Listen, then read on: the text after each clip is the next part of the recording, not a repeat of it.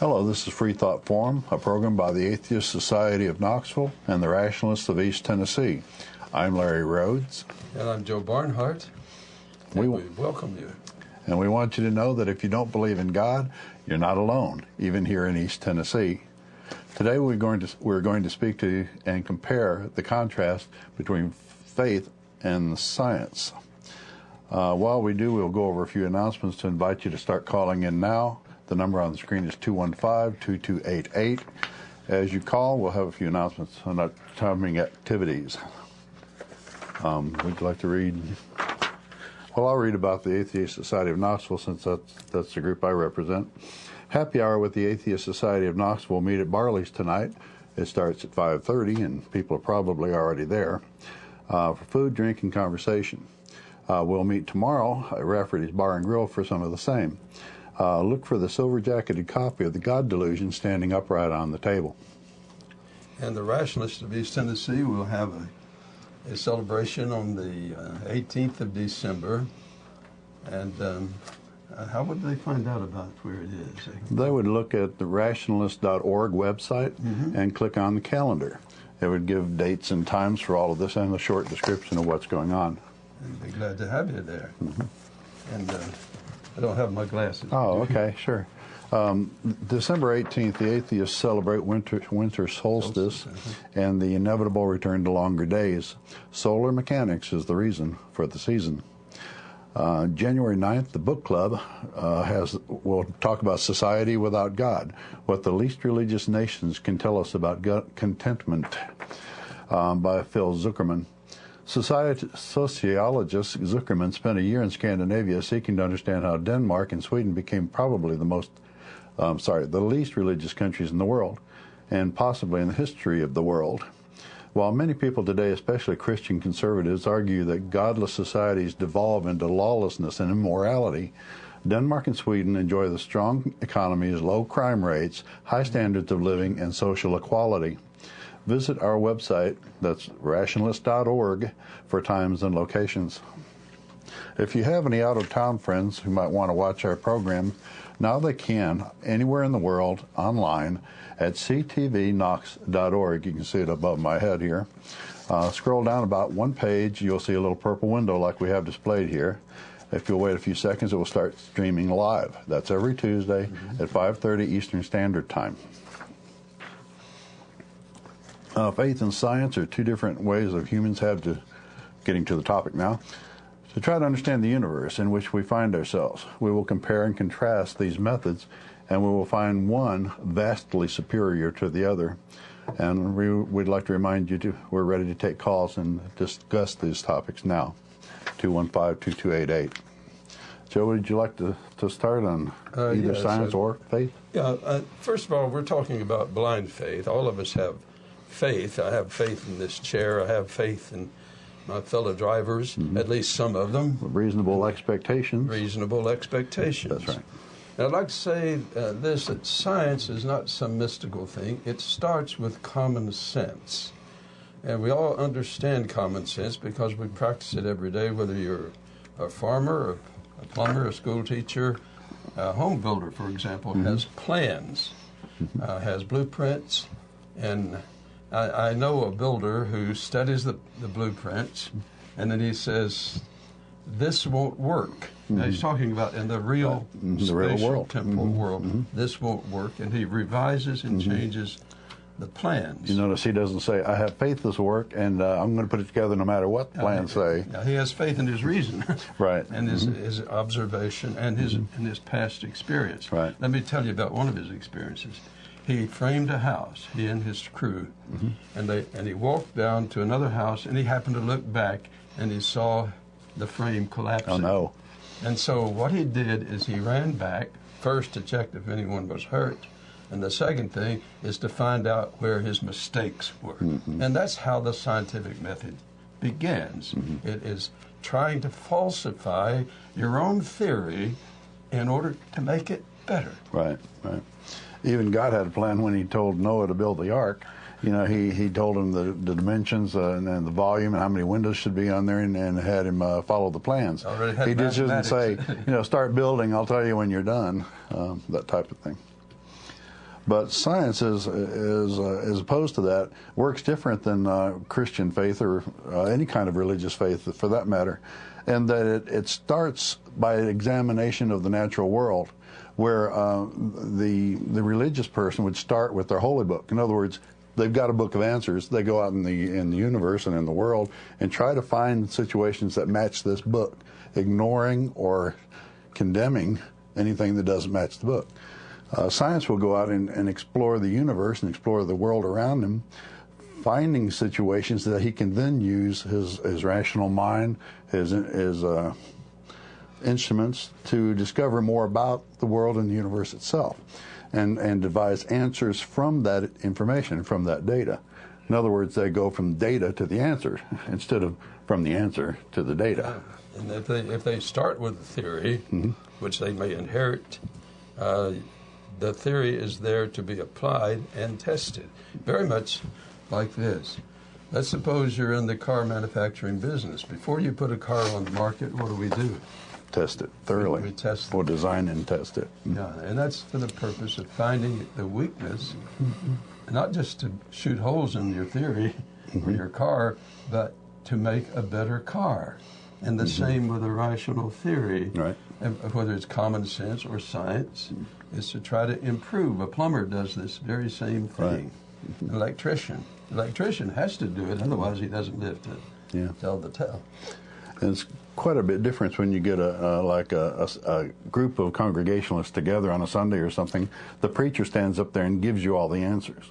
If you had a bunch of scientists together working on a problem or a project, you see hands going up all the time, you have questions, you have people questioning each other's methods, you have all of this type of thing trying to get to the truth of the matter. They don't go into it knowing the answer, they go into it with a valid scientific method to be able to query the universe and get to the answer that they need. How many hands do you see going up when you're in church on Sunday? It just doesn't work that way. The information is a flow in one direction only.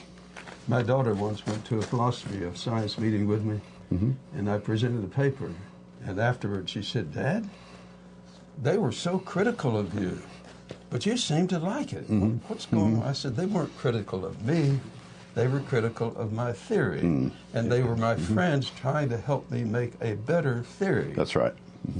Trying to get to the truth of the matter. One thing that the religious claim that they already have is the truth.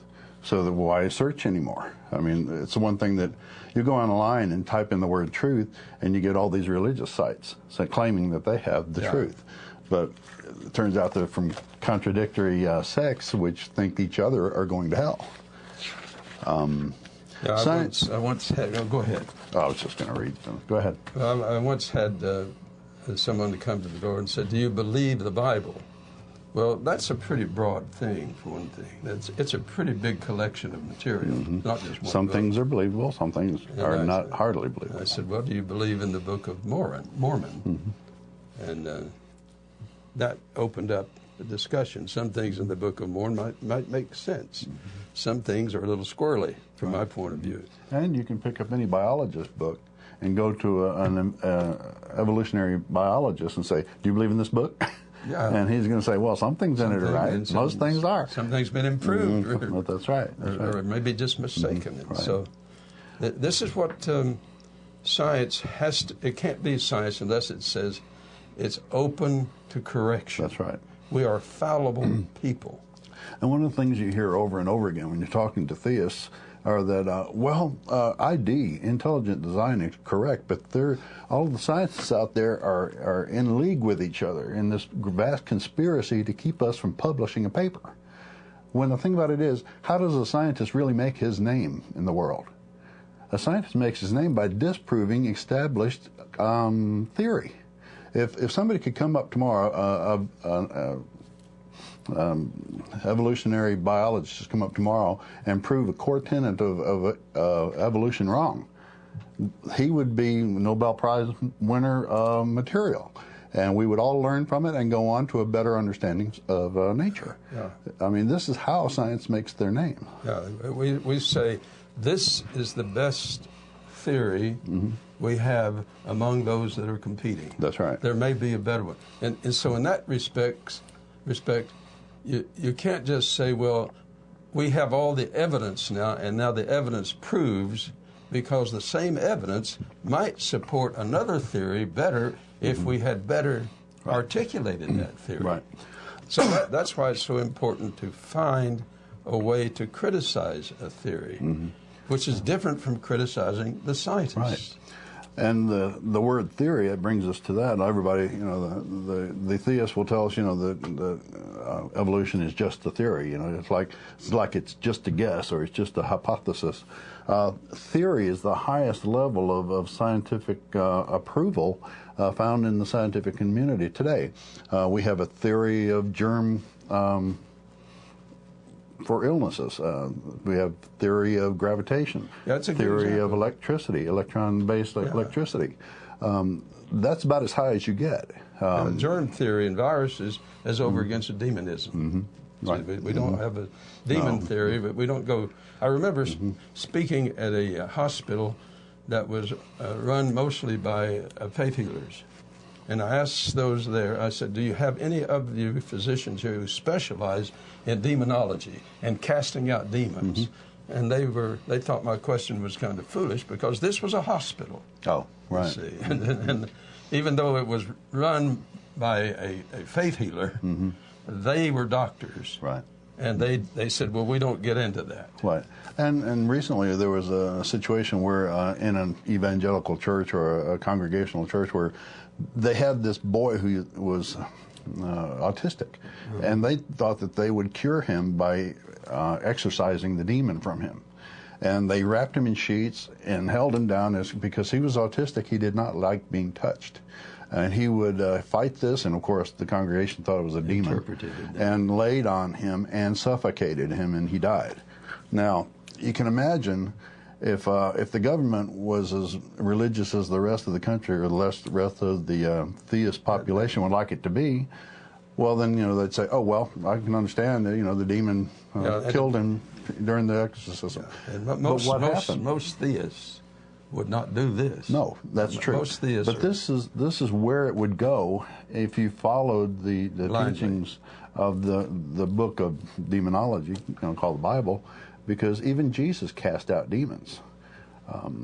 Yeah, presumably, yeah. Because in the Bible, for that day, they did not have a germ theory. In the Bible, it said that he cast out the demons from this particular person, and the demons went into pigs. And the pigs ran into the ocean. One theory is they were these were Jewish people, and they were bootlegging pork. Oh, is that what it is? That was one explanation. Yeah. But let me try this on you. All unbelievers are believers, and all believers are unbelievers. Let me give you an example. If you are an evangelical or even a fundamentalist Christian, you are a skeptic and an unbeliever when it comes to Islam. That's right. You do not believe. You're an unbeliever when it comes to Hinduism. Right. There's an old saying is everybody is going to somebody's hell. Yeah. In that sense, if you... Now, what do you mean by if you're an unbeliever, you are a believer? Well, I believe that the scientific method is a better option for getting at rational conclusions. I also believe that in some cases we don't have enough scientific information, but we still have to make rational decisions in our life.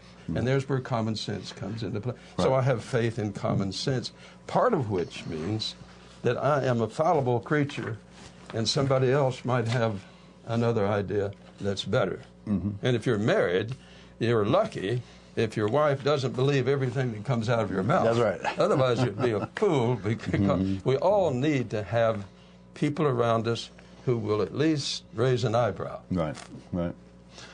Science judges truth by examining nature, and that's exactly where we get our information, nature itself. We don't get it from divine revelation. We don't get it from internal feelings. Our heart doesn't tell us things.